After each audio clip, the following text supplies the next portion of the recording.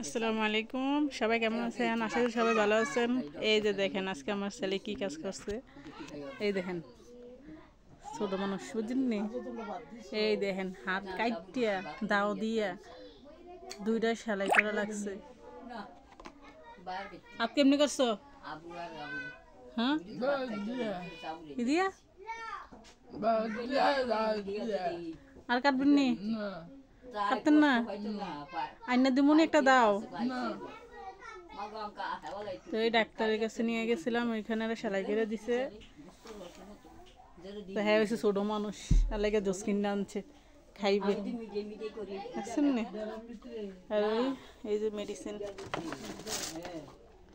Medicine দিছে 5 দিনের, আর ওই ফল লেবু।